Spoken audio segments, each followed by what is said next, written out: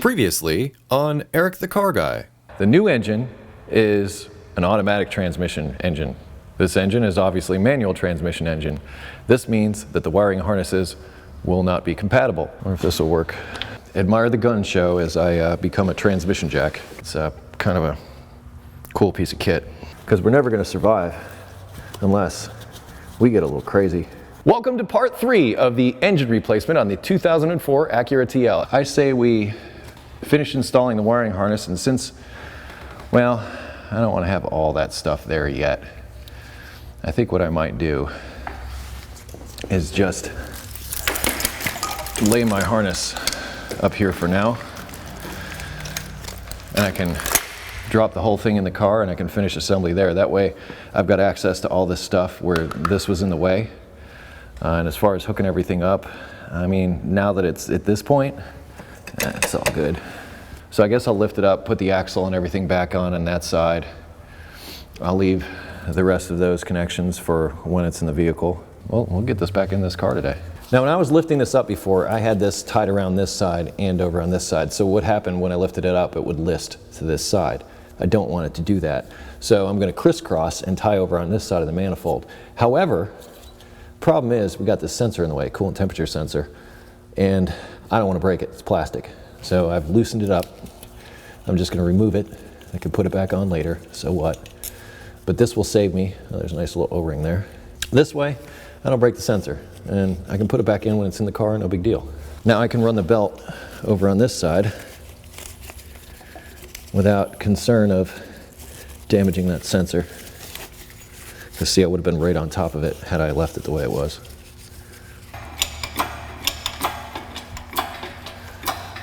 Just notice there's no studs in this front catalytic converter. That's probably something I want to address before I drop it down in the car. Don't want to forget this one. If I did, probably wouldn't start, because I believe that goes to like the crank sensor. All right, this goes here, and that goes to that, so we're good over here. I'm going to tighten up these other transmission fasteners.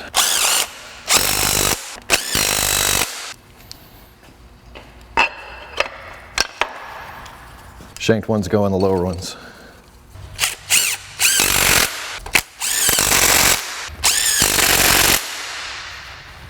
Heat shield.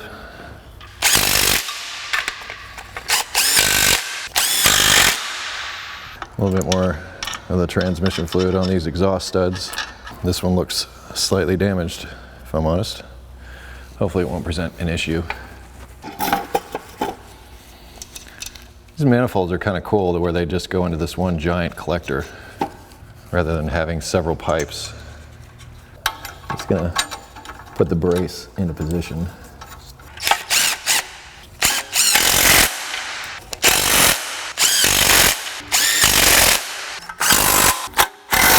This harness hooked up over here. Then our rear engine mount comes in here, and this, was there a, yeah, there's a 10 right there.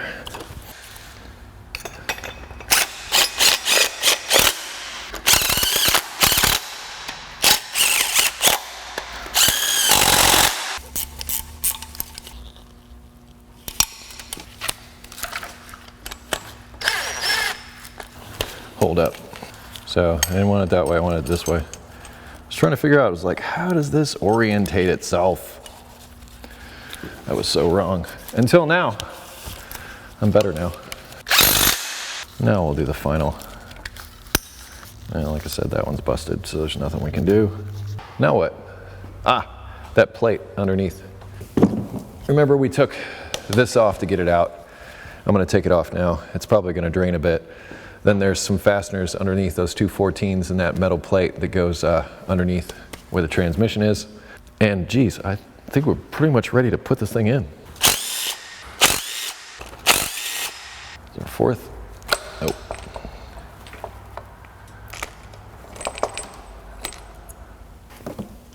Of course, I put my thing right there and I totally miss. Jeez. What's wrong with you, Eric? If you can't laugh at yourself, don't do this job. Got these two 14s that go into the trans, and then there's this cover.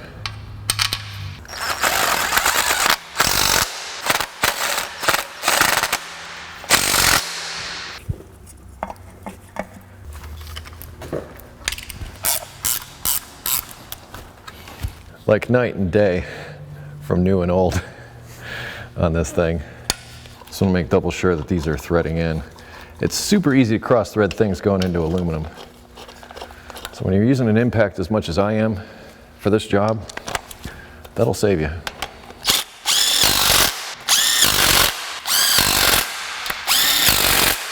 All three of the studs are missing from the new catalytic converter. So I'm going to deal with that now. When I removed the exhaust manifold underneath, one of the studs came with a nut. So really I just need two of these. And to do that, I'm going to be using the two nut method. And I've actually made a video about doing this very thing before, about how to remove studs if you don't have like a stud tool. And you do it like this.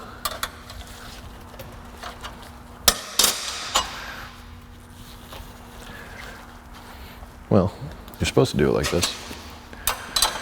It does not appear to be cooperating. Really? We may have to use this method on the old front converter. So we struck out there. Really? You're not going to give me anything? Nothing? You're just like, no, Eric, denied. If at first you don't succeed, get another catalytic converter. Not that this is a catalytic converter. It has no catalyst. Therefore, it cannot be referred to as a catalytic converter because it is, by definition, not a catalytic converter. It's a big fat pipe. Perhaps I will have better luck with this, which has bacon bits inside. Yeah, this one's done too. This is a tough one because, like, some of you are wanting to see proper ways of doing things, want to see me do it the proper way, and I get it. However, when you're in these situations where there's, you can kind of see on the other side of all of it that there's kind of no hope. You don't tend to make the same effort as you would for somebody who's, I don't know, who I guess there is hope for.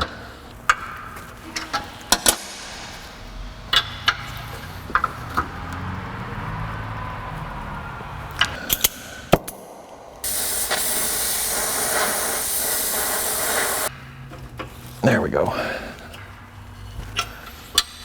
All right. Now, since I already have this like this, I'm just going to take it over to the new one and install it now.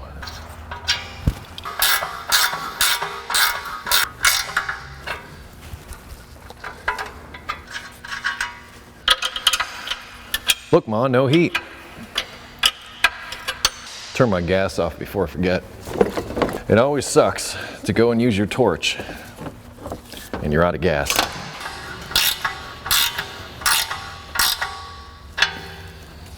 It's the little things that kill you and slow you down with a job like this. The little things. Well, we're kind of in that place.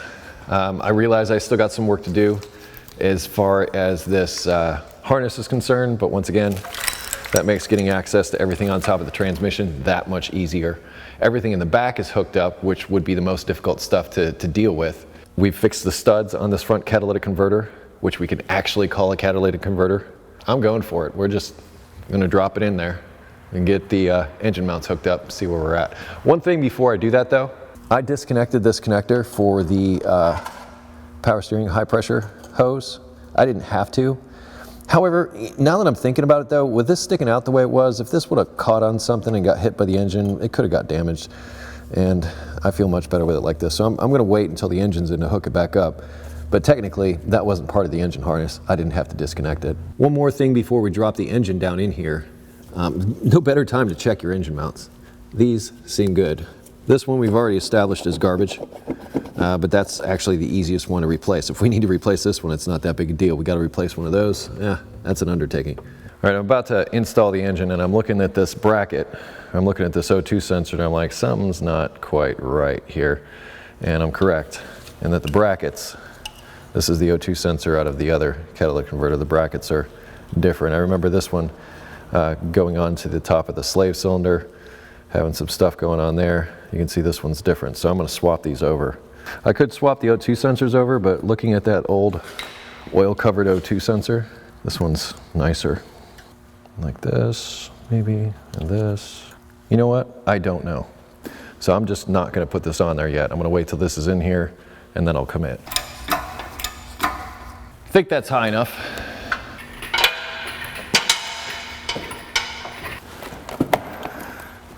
Slowly, like so dang slowly. You can barely see it moving.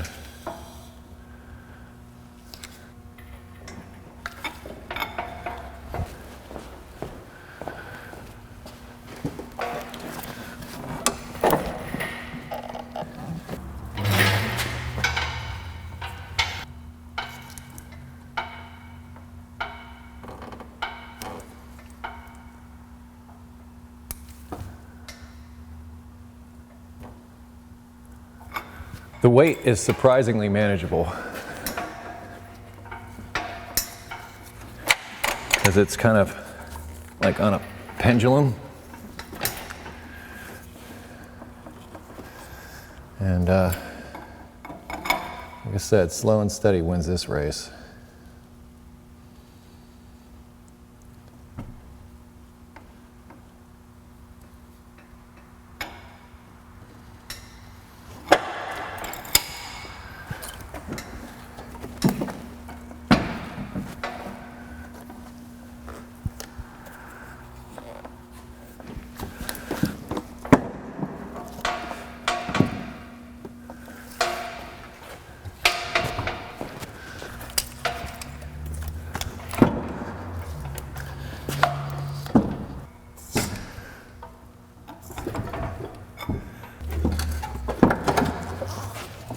So close.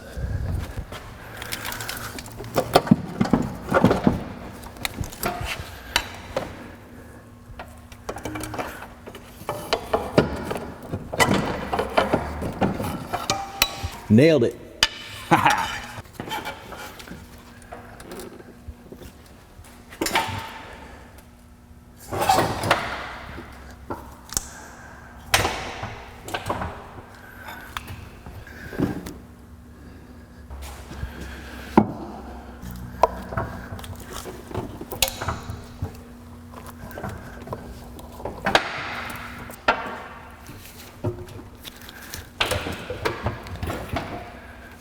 That's more like it.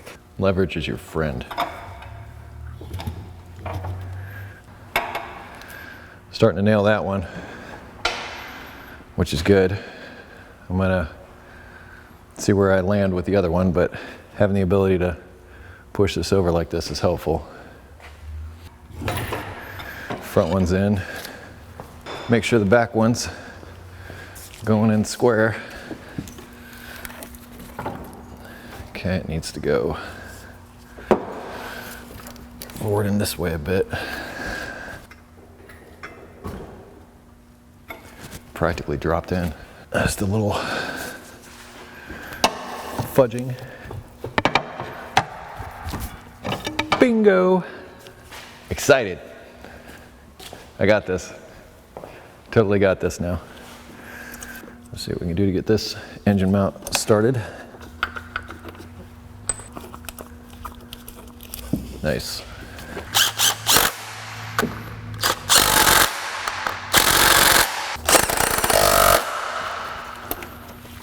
Just got to hook the bolts up to the mounts, but we can let it sit on its own weight now. There it is. Yeah! Feels good to get something done, you know? For the sake of safety, I'm going to put those bolts in the front and back mounts, which are both in.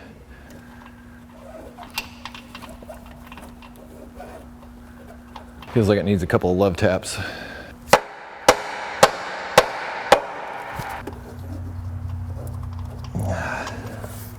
See what the front one's doing.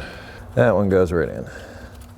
I guess what I'll do is come back in here, hook this again, lift it up a little bit, just to see if I can seat that in better.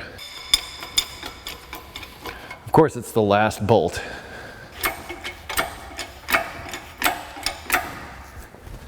I am definitely avoiding putting my finger down in there.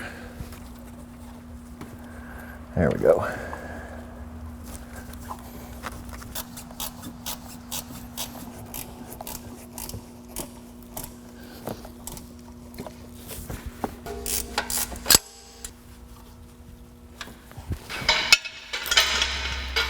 I guess these are shackles. I don't know what these are, but they put them there for a reason. Car companies don't just put things on cars. They have a reason for everything, because everything they put on, they have to spend money on. My point in mentioning this is that sometimes things don't always make it back on the car. I don't like that. I figured they put it there to begin with, might as well put it back.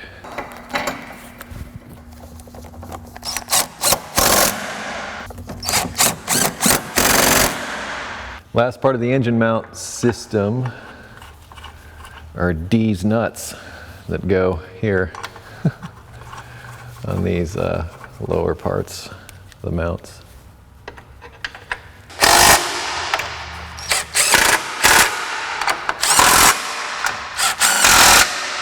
That engine is in. I'm calling it in. We are bolted in. I'm now going to raise the vehicle and I'm going to put everything together underneath.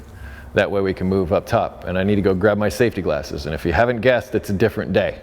So we got this far. We're going to wrap things up today. My ear. They go over your ear, not in it. Just remember that. It's a little tip from EricTheCarGuy. Don't put them in your ear. I'm going to start by installing this here oil filter housing. Now the gasket that came off is still on there. So I'm standing here debating whether I should leave it there and try to mate this up on top of it and hope it goes into place, or actually take it off of there, put it in here, and know it's in the right place. I'm doing this first because this new engine, I want to try to keep as much dirt out of it as possible, and this kind of seals it up. Peel this off of here. And this is the VTEC solenoid, by the way, for those of you. VTEC just kicked in, yo. Yeah, it's right here. Here's the solenoid, here's the pressure switch to make sure that it worked. It's not different than what you'd find in, like, say, a transmission, same kind of solenoid. And yes, I'm going to reuse this O-ring. I don't see any issues with it. It wasn't leaking before, but the bolts are different lengths. Looks like this longer one is off here in the back. These other two are kind of the same. And yes, I will change the oil filter, but I'm just going to leave the old one on for now. Since cameraman Brian just wants to be in the action, I'm just going to use this long extension so I can stay out of his way so that he can get his video. Well, I suppose that also works for you too, because, you know, you watch the video, and if you don't have anything to watch, you'll be pretty upset with me. So don't get mad at cameraman Brian for doing his job. I'm just expressing my angst. He's laughing now. If you can't hear him, he's laughing. One last look to make sure that the O-ring didn't do something stupid. Problem here means oil everywhere. We don't want oil everywhere. Plugging the oil pressure switch back in, and also the VTEC solenoid. If I can find where the plug is, there it is. Oh no. That's actually, I'm gonna plug in the high pressure power steering hose here. I can show you that up top. Well, you remember it from before. And this is the VTEC solenoid that I'm plugging in now. You know what? I'm asking myself why I'm fighting with this down here. I could probably reach it easier from up top. Just don't let me forget. Don't let me forget to plug that in, okay? Since we're here, let's put the axle in.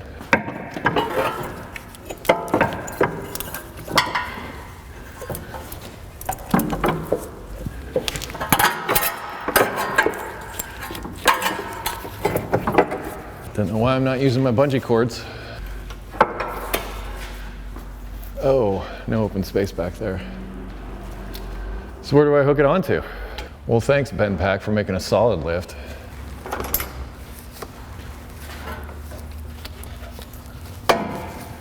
I can just line up the splines once it's sitting on there, and come back here and until it bottoms out. That noise means it's bottomed out.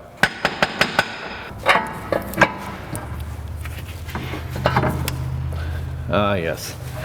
Our funky ball joints. I remember that whole scene. Huh. It's kind of working out though. I think as we draw this down in, it will seat into place. It's not going anywhere. I like to install these going in this way. I almost think they come from the factory this way.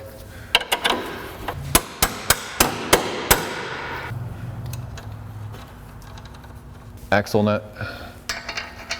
When you do this work and you've got an axle out, splash shield, real easy to bend it. It gets bent, sometimes can come in contact with the brake rotor. When it does, it makes a horrendous noise. You think front end's coming apart, and all it is this splash shield coming into contact with the rotor. So if you do this work, hear a noise after, look here. Also, if it's really rusty, sometimes rust falls down in between these two things or inside the brake caliper. That can also make noise. Yep, that drew down nicely. Somewhere around here is a cotter pin. Yes, I am reusing them. There's nothing wrong with these.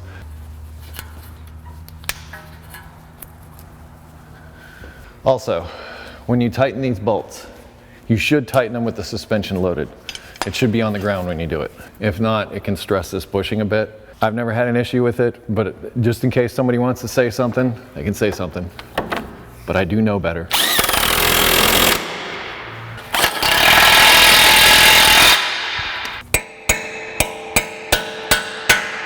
Let's move to the other side. Gonna start with a bungee cord this time. A lot easier to get the axles in this way. Aim for the transmission, be careful of the seal. Slide into place, same as on the other side. But you've got it lined up, just, you hear it hit home, you're good. You know what, I probably should have waited to put that bolt through the wishbone. We'll see if I'm gonna pay for that or not. I'm good. Sleeve went back down in. And yes, these are fancy Brembo brakes. These came on the 6-speed. So 4-piston caliper Brembos that they put on these. Because race car,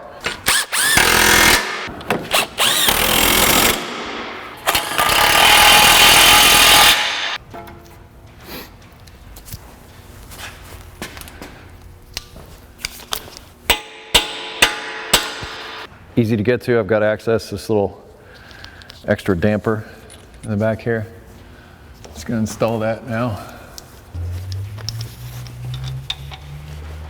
This O2 sensor's damaged a little bit. I don't know if that was me putting this in or what, but if we have a code for this O2, we know why. If we don't, well, call ourselves lucky. It's windy today, if you were wondering what that noise was. It's my garage doors moving in and out. Exhaust. Before we come in here, I'm gonna lube up the studs a little bit just to ensure ease of installation. We already got those ones in the back there. And you remember the effort that we went through to get to this point.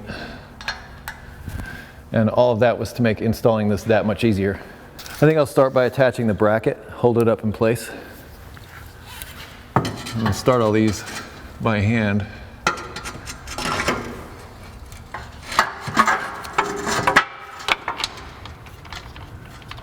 I'm gonna leave the odd fasteners back here since that's where I got them from. Please go in. There it is. This catalytic converter is going to have to be replaced. I do not have it available, but it will run long enough to get trailered out of here.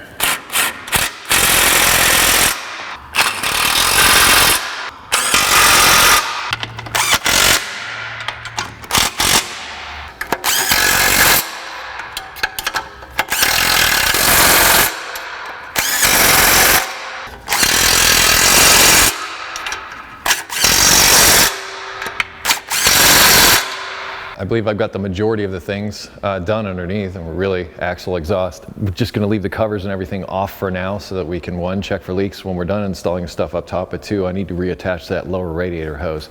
So I'm gonna leave the cover off for now. I'd say it's time to bring down, start putting together the top. Pretty much button things up underneath, and I did that for a reason.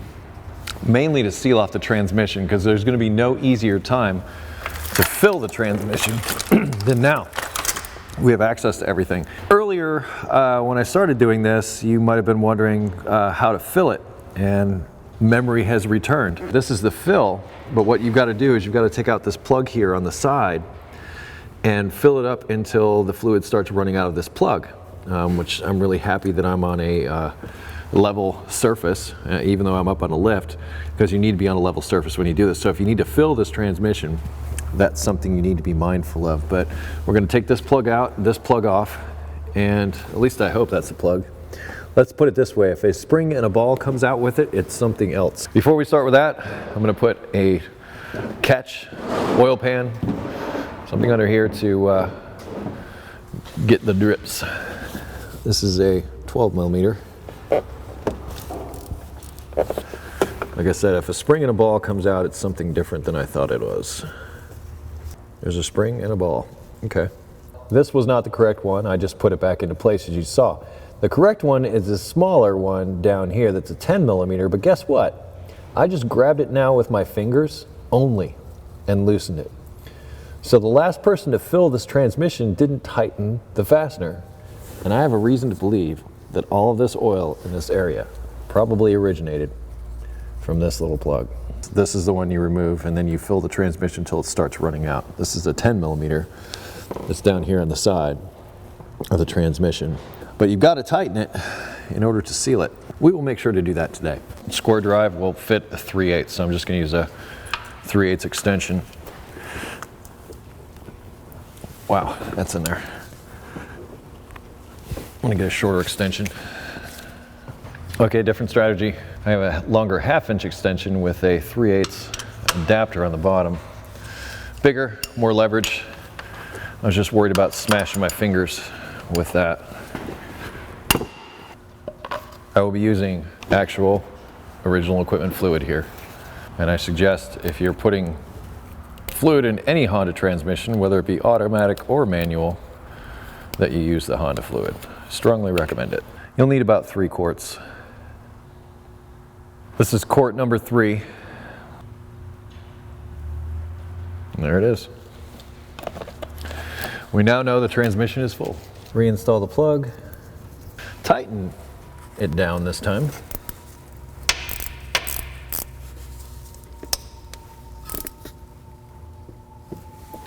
You don't need to over tighten it. Now our transmission's full of oil, all sealed up. Don't need to like super tighten it, that's good. Now I'm faced with, okay, I'm thinking engine mount or slave cylinder. And I actually think I want to do slave cylinder because I want to figure out this bracket for this O2 sensor from before. I was correct in putting it under the engine mount because I think it connects up here somewhere. But if nothing else, we'll be able to decipher how this comes into the picture. Yeah, I think just like that. That's how it goes on. So I'll bolt that down and clip that stuff on there. We buried the slave because it was so annoying. I think that slave also attaches to the engine mount over here. It's a little twisted. Yeah, we don't want it twisted. Before I put this in here, I'm gonna take a little bit of anti-seize and put it right on the end of this ball. This is something I recommend that you do anytime you do a clutch job. If you get a squeak when you apply the clutch many times, it's because of right here. This little bit of lubrication will prevent that squeak. I may be changing gears a little bit because I just took this side transmission mount and laid it out here just to see where we were. And it looks like this slave and everything is all part of this. I think it's a good idea if I just put this on first so that I don't bury this slave cylinder. I feel better about that. 2 long and 1 short. I honestly don't know where they go. That seems to be happy there. That seems to be happy there. And the short one seems to be happy down at the bottom. So the 2 long ones go on the top, short one goes on the bottom. And then we left our fastener for the ground connection here. All I have to do is reattach it. Like I said, sometimes the bolts for the grounds are special, so I try to keep them where I found them.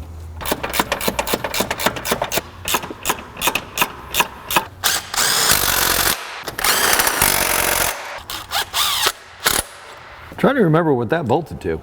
Doesn't mean we can't reattach the shift linkage since it's like so much easier to get to now. 2 long and 1 short. The 2 long go, 1 long goes there, 1 long goes back here, short goes back here. I think I found where my clutch hydraulic goes. So that's gonna fit in there. That I think will bolt there. Yeah, so I found a 10 to go back down in here where the clutch hydraulic hooks up.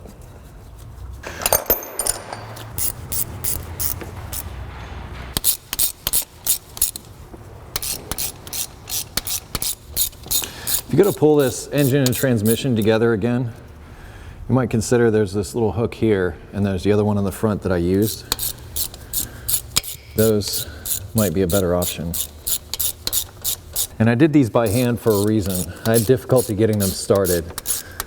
You really want to be careful with things that are difficult like that, because that sets you up to cross thread something, and that just makes a bad situation so much worse.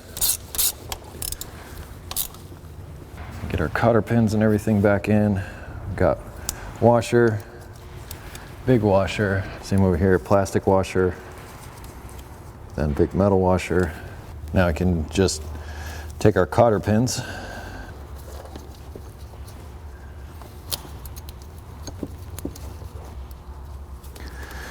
yeah, I'm sure it's a lot easier to see now than it was before with all those wires and everything in the way. Slip it into the shift fork.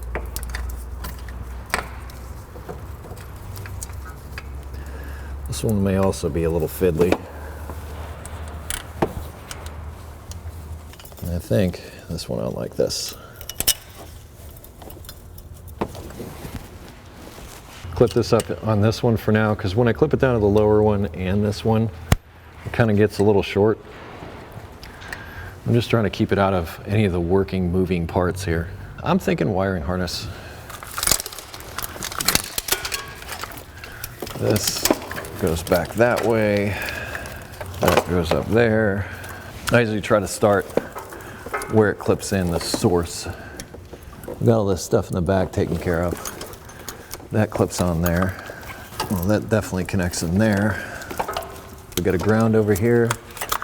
Got another attachment here. That goes up there. And all of this stuff goes to transmission. This comes over here. Yeah, it's all looking good. One for the ground. One for the harness. Looks like there's another one that attaches up here above the thermostat housing also.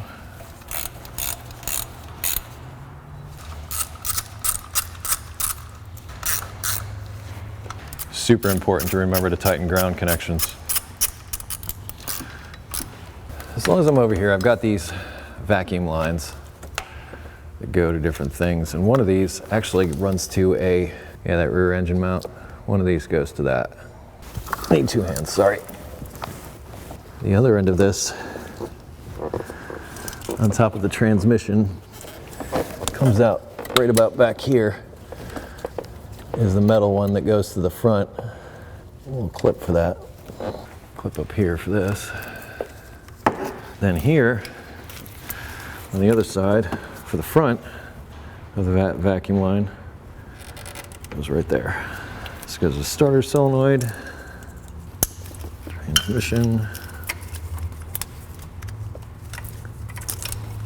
transmission. Back in this direction to this connector on the transmission. It's these little plastic clips that sort of kill you. I try to put them back. They put them there to keep the wires from getting tangled up in moving parts and to secure them. I try to stick with their original intent as much as possible. All those are connected. I don't know if it's quite time for this fuse box yet. I'm gonna leave that for now and just keep going across the top of the engine here. EGR. Got my 202 sensors. That seems to be working for now. And that concludes part 3 of the 2004 Acura TL engine replacement video. Sorry, I only want to keep my YouTube videos so long. So you either have to tune in next week or there'll be a link somewhere for you to click on to go to the next episode. Either way, I hope you continue watching. If you have automotive questions, EricTheCarGuy.com. If you wish to connect with me socially, I can be found on Google+, Facebook, Twitter, and now Instagram. Be safe, have fun, stay dirty. I will see you next time.